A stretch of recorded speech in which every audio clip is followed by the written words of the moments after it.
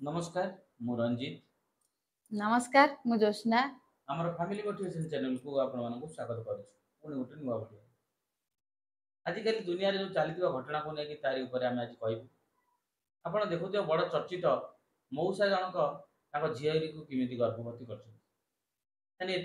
आज्ञा दायी किए मौसा ना झीआरी अवश्य झीआरी जनक ना बालिका मौसा को हम 50 रु 55 बयस हम बयस अतिक्रम करगला तथापि से दुष्कर्म कर सब कौन ए बयस करने कथा कि तुम परिवार लोक कौन भावुवे तुम परिवार लोक तुमको कौन भावुवे आपण एसबू करिया पूर्व आपन को खराब टिके लागिला नाही आपणकर पुओ थिबे बहु थिबे झियो भी बड़ हो जाइथिबे आपन को खराब लागिला नाही ए सब जत सामना को आसीबो से माने कोन भाबिबे आपण समाज रे मुंडा टेकी चली परिबे कि नाही ए विषय थोड़ा भाबिले कि नाही सेटा पण पुलिस केस है जे ताको कोन करथिले ना ता मौसा जन को बांधी देथिले सोशल मीडिया रे भारी जोर घुरी बुलुची देखंतु आपण माने लव करंतु प्रेम करंतु किंतु टिके बयस रो संयमता रखंतु हला अपन से संपर्क रे झियारी बयस संयमता रखिया दरकार बयस अतिक्रम करि गलानी आ केते दिन आ जीवन मनुष्य जीवन कथा कहला भाया पानी फटका बोल केते फुटी जो तात कहि हबने एटलिस्ट किसी भल काम करंतु मला पर जा कि आपन को मने पकेबे ए भलिया काम कले लोक माने कोन भाबिबे ना मरि जायछि लोकटे भल होइछि कहबे केबे आपन आहा पदे भी करिवे ना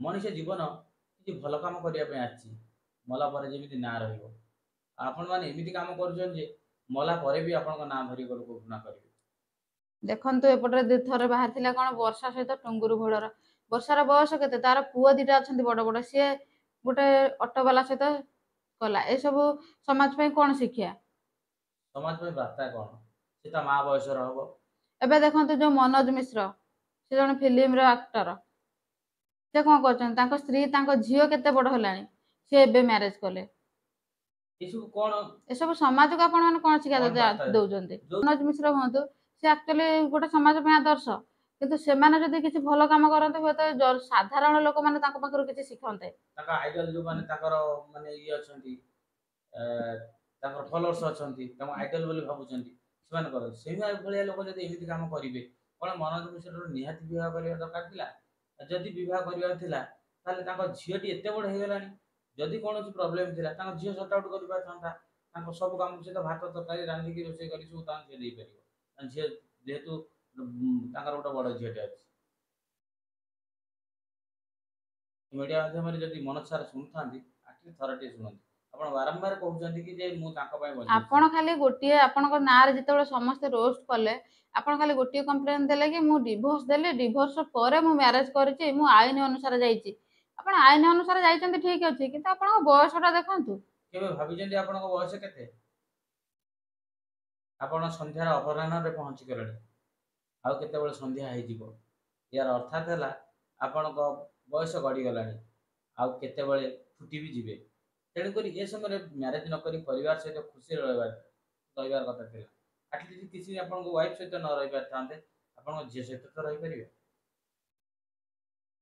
आउ ए जो मौसा जनक जो बंधा हेजंती आपणको झियो आपणको धरी कांदुची कोन भलो लागुची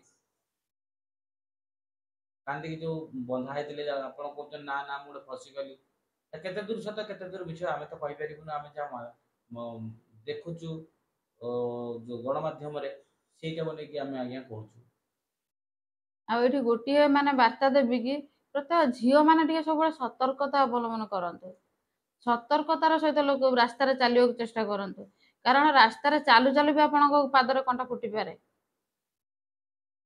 सतर्क आउ किछु न निजर बेसवास कथावार्ता शैली ढंगटा को ने देखंतु से रामायण जुग को जानतु सेठी तो रावण जणे थिला किंतु वर्तमान आपण घरु पाद काढंतु शह शह रावण बोलुचंती तेणु करी आपण बहुत झियो पिला माने दया करी माने देखि चाहि बाट चलंतु केतेबेले रावण हाबुडर पडिबे कारण आजिकल आईन कानून व्यवस्था जो भला हमर पॉलिटिक्स जो भला आपण मानको न्याय ही मिलवा बहुत कष्ट मिली भी न पारे बहुत कष्ट का मिली भी न पारे आपण से ठीक जगह को मिलु पहुंच भी भी न नाही आपण से जगह रे पहुंच भी न पारंतु तेणु करी झियो पिला मानको एतिक रिक्वेस्ट करिवे आपण आधुनिकता रे अछंती आधुनिकता करंतु जो अंग प्रदर्शन करी जो ड्रेस पिंधुछन से सब आज्ञा पिंधु ना এটা ଏଇ ଚ୍ୟାନେଲ ମାଧ୍ୟମରେ ଏଠି ବିଶେଷ ଅନୁରୋଧ ଆପଣ ମାନଙ୍କୁ ଅଙ୍ଗ ପ୍ରଦର୍ଶନ କରିଦେଲେ କଣ ପାଇବେ ଆପଣ? ଯିଏ ସୁନ୍ଦର ସିଏ ଅଲୱେଜ ବ୍ୟୁଟିଫୁଲ। ଯେ ସୁନ୍ଦର ସେ ଯାହା ପିନ୍ଧିଲେ ବି ସୁନ୍ଦର ଲାଗିବ ଏଟା ମନେ ରଖନ୍ତୁ। ଆପଣ ଯୋଉ ଡ୍ରେସ ପିନ୍ଧୁଛନ୍ତି ମାନେ ଉର୍ଦ୍ଧ୍ୱ ଲଗ୍ନ କହିଲେ ଚଳେ ସେମିତି ଡ୍ରେସ କାହିଁକି କରୁଛନ୍ତି? ଅନ୍ୟ ଜଣଙ୍କୁ ଆଟ୍ରାକ୍ସନ କରିବାକୁ କାହିଁକି ଆପଣ ଚାହୁଁଛନ୍ତି? ସୁନ୍ଦର ଯେ ଖାଲି ସାଲୱାର ବନ୍ଧାରେ ପିନ୍ଧିଲେ ବି ସୁନ୍ଦର ଲାଗିବ। ତାହେଲେ ଏଇଟା ବି ଗୋଟେ କାରଣ ଆପଣଙ୍କର ଇଏ କରିବା ମାନେ ଦୁଷ୍କର୍ମ ହବାର ଏଇଟା ବି ଗୋଟିଏ କାରଣ। ଦ୍ୱିତୀୟ କାରଣ ହେଲା ଆପଣ ଯେତିକି ସମୟ ବୁଲାବୁଲି କରିବା କଥା ଯୋଉ ରେଷ୍ଟ୍ରିକ୍ଟ ଇଏ ଭିତରେ ରହିବା କଥା ଆପଣ ଅଧିକ ସମୟ ଅଧିକ ରାତି ପର୍ଯ୍ୟନ୍ତ ବୁଲାବୁଲି କରୁଛନ୍ତି। ଉଦାହରଣ ସ୍ୱରୂପ ଦେଖନ୍ତୁ ଗୋପାଳପୁର ଘଟଣା। ପ୍ରେମୀ ଯୁଗଳ ଯାଇଥିଲେ କଣ ସମୁଦ୍ର କୂଳକୁ ବୁଲିବା ପାଇଁ। ବୁଲିବା ସମୟରେ କଣ ହେଲା ନା ସନ୍ଧ୍ୟା ହେଇଯାଇଛି। 9 ଜଣ ଲୋକ 9 ଜଣ ପିଲା ତା ଭିତରେ 4 ଜଣ ଅଛନ୍ତି ଆପଣଙ୍କର ଟିନ୍ ଏଜ୍ର ଆଉ 5 ଜଣ ବଡ଼। ସେ କଣ କରିଛନ୍ତି ତାଙ୍କ ପ୍ରେମିକକୁ ବାନ୍ଧି ପକେଇଛନ୍ତି ଆଉ ୟା ସହିତ ଶାରୀରିକ ଦୁଷ୍କର୍ମ କରିଛନ୍ତି ଝିଅଟି। ପୁଣି ସେ 4 ଜଣ ଆସିଲା ବେଳକୁ ଏ 5 ଜଣ ଯାଇଛନ୍ତି ଦୁଷ୍କର୍ମ କରିଛନ୍ତି। ତାହେଲେ ଏଥିରେ ଦାୟୀ କିଏ? ଏଥିରେ ମୁଁ କହିବି ସେ ଝିଅ ଜଣକ ହିଁ ବାସ୍ତବରେ ଦାୟୀ। ପ୍ରେମ କରୁଛ ବୁଲିବାକୁ ଯାଉଛ ସମୁଦ୍ର କୂଳ ରାତି ଅଧରେ ବୁଲିବାର କଣ ଥିଲା? ହଁ କି ନା? ରାତି ଅଧ ପର୍ଯ୍ୟନ୍ତ କାହିଁକି ରହୁଥିଲେ? କାହିଁକି ବୁଲୁଥିଲ? ସେ ବୁଲୁଥିଲା ଆଜି ଦୁଷ୍କର୍ମ ହେଲା ଚାରିଆଡେ ନାଁ ତମର ପଡିଲା ତ ପରିବାରର ନାଁ ପଡିଲା ତମ ନାଁ ପଡିଲା। ଦୁଷ୍କର୍ମ ହେଲା ଠିକ ମାନେ ହେଇଗଲା ତ ଗୋଟେ ଅଲଗା କଥା କିନ୍ତୁ ବଞ୍ଚିଗଲ ସେଇଟା ହଉଛି ବଡ କଥା। ଆଉ ଯୋଉମାନେ ଦୁଷ୍କର୍ମ କରିମାନେ ଯୋଉମାନେ ରହୁଛନ୍ତି ଆପଣମାନେ ନିଜର ସଂଯମତା ରକ୍ଷା କରନ୍ତୁ। ଦୁଷ୍କର୍ମ କରିକି ମିଳୁଛି କଣ ଟିକିଏ ଖୁସି ପାଇଁ ଆପଣ ଜୀବନଟାକୁ ବର୍ବାଦ କରିଦଉଛନ୍ତି। ଆପଣ ପାଖରେ କେହି ବସିବେ ନାହିଁ। ଆପଣ ସେଠି କିଏ ଭଲରେ କଥା ହେବେ ନାହିଁ। ସାଙ୍ଗସାଥି ବନ୍ଧୁବାନ୍ଧବ ଆପଣ ଏଇନା କଣ କହୁଥିବେ ଥରେ ଭାବି ଦେଖନ୍ତୁ। ଦୁଷ୍କର୍ମକାରୀଙ୍କ ସ୍ପେଶିଆଲ କହୁଛି ସ୍ପେଶିଆଲି କହୁଛି। ଆଉ ସରକାରକୁ ମୋ ଆକ୍ଚୁଆଲି ତରଫରୁ ଆମ ରାଜ୍ୟରେ କଣ ଆମ ଦେଶରେ ମାନେ ଆଇନ କାନୁନ ବି ଷ୍ଟ୍ରଙ୍ଗ ନାହିଁ। ସେଥିପାଇଁ ଏମାନଙ୍କର ସାହସ ହଉଛି ଦୁଷ୍କର୍ମ କରିବା ପାଇଁ। ଯୋଉମାନେ ବି ଦୁଷ୍କର୍ମ କରୁଛନ୍ତି ନା ସେମାନଙ୍କୁ ଆଜି ପର୍ଯ୍ୟନ୍ତ ଠିକ ସେ ଦଣ୍ଡ ହିଁ ମିଳୁନାହିଁ। ଟୋଟାଲ ଦଣ୍ଡ ମିଳିଲେ ସେ ସେଥିପାଇଁ ଖୋଲା ରାତି ବଜାରରେ ପାହିଲା ବୁଲୁଛନ୍ତି। ନ୍ୟୁଜ ପେପର ଦେଖନ୍ତୁ, ମୋବାଇଲ ଧରନ୍ତୁ, ଟିଭି ଦେଖନ୍ତୁ, ନ୍ୟୁଜରେ ନିହାତି ଗୋଟେ ଦୁଷ୍କର୍ମ ନ୍ୟୁଜ ହିଁ ଆସୁଛି ପ୍ରତ୍ୟେକ ନିଶ୍ଚିତ ଦିନ। ଗୋଟେ କଣ ହଜାର ହଜାର ଦୁଷ୍କର୍ମ ଅଛି ତା ଭିତରୁ ମିଡିଆ ଲାଇନ କୁ ଯୋଉ ମୋବାଇଲ ହଉ କି ମିଡିଆ କୁ ଗୋଟେ ଦିଟା ଆସୁଛି କିନ୍ତୁ ଏମିତି ହଜାର ହଜାର ଦୁଷ୍କର୍ମ ଆସୁଛି। ଏଥିପାଇଁ ସରକାର ଗୋଟେ କଡା ପଦକ୍ଷେପ ନେବା ଦରକାର। ଏବେ ବି ମାନେ ଝିଅ ମାନଙ୍କୁ ଏମିତି ସତର୍କତା କରାଯାଉଛି କି ଗୋଟେ ଝିଅକୁ ହିଁ ଭୁଲ ବୋଲି କୁହାଯାଉଛି କି ସେ ଝିଅଟି କାହିଁକି ରାତି ପର୍ଯ୍ୟନ୍ତ ବୁଲୁଥିଲା।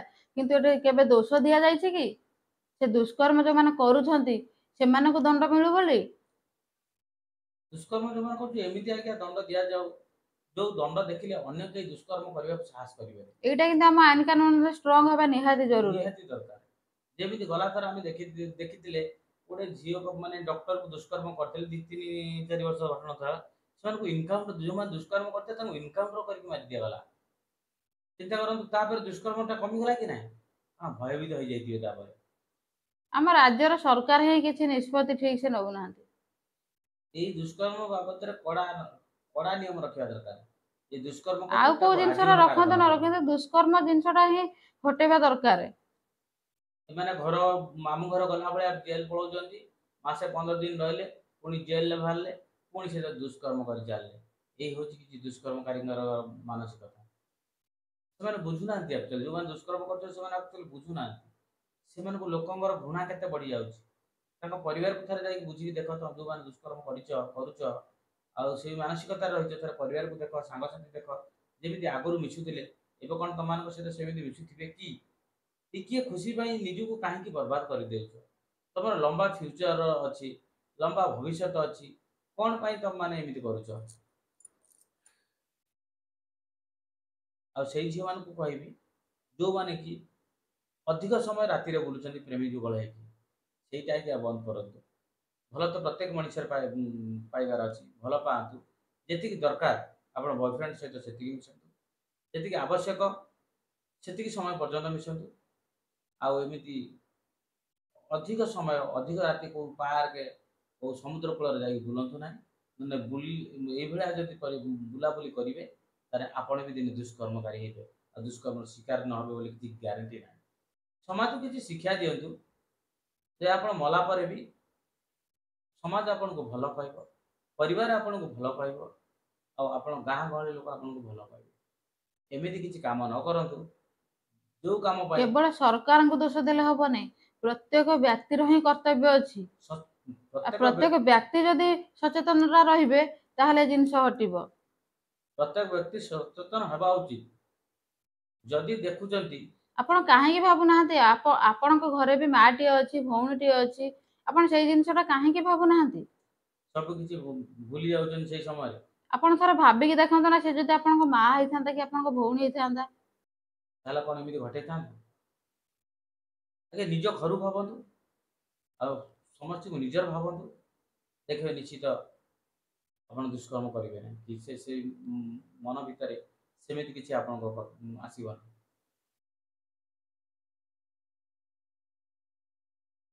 ଆପଣମାନେ ନିଜକୁ ବହୁତ ଚାଲାକ ଭାବୁଛନ୍ତି ଯେ ଆମେ ଦୁଷ୍କର୍ମ କରିକି ଲୁଚିଯିବୁ ବୋଲି। ଜାଣିବେ ସେଇଟା ଆଜ୍ଞା ନୁହଁ। ସତ ଦିନ ଧରା ପଡ଼ିବ। ଆପଣ ବି ଦେଖନ୍ତୁ ଯୋଉ ଗୋପାଳପୁରରେ ଧରା ପଡ଼ିଲେ, ଏବେ ଜେଲରେ ଘଣା ପେଶିବେ। ଆଉ ଘଣା ତ ପେଶିବାଟା ଯେତେ ବଡ଼ କଥା ନୁହେଁ, ବଦନାମ ହବାଟା ତାଠୁ ହେଉଛି ବଡ଼ କଥା। এই ଭିଡ଼ିଓ ମାଧ୍ୟମରେ ଆଜ୍ଞା ଆମେ କହିବାକୁ ଚାହୁଁଛୁ ଯୋଉ ବୟସ୍କ ବ୍ୟକ୍ତିମାନେ ନାତୁଣୀ ହଉ, ଝିଆରୀ ହଉ, ଇଭେନ୍ ଯୋଉ ଦୁଷ୍କର୍ମ କରି ଗର୍ଭବତୀ କରୁଛନ୍ତି, ଆପଣଙ୍କ ବୟସ ତୁଳନାରେ ଅତିରିକ୍ତ ମାନେ ଖରାପ କାମ କରୁଛନ୍ତି, ସେଗୁଡ଼ା ମନ ଭିତରୁ ଦୂରେଇ ଦିଅନ୍ତୁ। ତାହେଲେ ଭଲରେ ରୁହନ୍ତୁ, ଶାନ୍ତିରେ ରୁହନ୍ତୁ, ଭଲ ଲାଇଫ୍ଟେ ବଞ୍ଚନ୍ତୁ। ଭଗବାନଙ୍କୁ ଡାକନ୍ତୁ, ଭଗବାନ ଆପଣ ପାଇଁ ଠିକ୍ ବାଟ ଦେଖେଇବେ। ଏଇସବୁ କାମର ନିବୃତ୍ତ ରୁହନ୍ତୁ। ମୁଁ ଦେଖିଛି ସେ ଭିଡ଼ିଓରେ ସେ ଯୋଉ ପିଇସା ଜଣଙ୍କର ଦେଖିଲେ ତାଙ୍କ ପୁରା ସରଳ ମଣିଷଟିଏ ଭଳିଆ ଲାଗିବେ। ତାଙ୍କୁ ଯେତେବେଳେ ମିଡ଼ିଆ ବାଲା ପଚାରିଛନ୍ତି ନାଇଁ ମଉସା ତମେ କେଉଁ ଗର୍ଭବତୀ କରେଇଛ, ନା ନା ମତେ ଫସେଇ ଦିଆଯାଇଛି ବୋଲି ସେଠି କହିଛନ୍ତି। ଦୁଃଖର ସହିତ କହିଛନ୍ତି। କିନ୍ତୁ କେତେ ଦୂର ସତ କେତେ ଦୂର ମିଛ ଆମେ କହିବାନି, ଆମେ ଯୋଉଟା ଦେଖିଲୁ ଆମେ ସେଇଟା ଆଜ୍ଞା କହିବୁ। ଯଦି ଆମ ବାର୍ତ୍ତା ଆପଣମାନଙ୍କୁ ଭଲ ଲାଗିବ, ଲାଇକ୍ଟେ କରିବେ, କମେଣ୍ଟ ଗୋଟେ ଦେବେ, ଆଉ ଆଜ୍ଞା ଭିଡ଼ିଓଟିକୁ ସେୟାର ବି କରିବେ। ଆଜି ପାଇଁ ଏତିକି। ପୁଣି ଗୋଟେ ଭିଡ଼ିଓରେ ଆମେ ଦେଖା ହେବୁ ଦୁଇ ଜଣ ଯାକ। ସେ ପର୍ଯ୍ୟନ୍ତ ବିଦାୟ ନେଉଛୁ। ନମସ୍କାର। ନମସ୍କାର।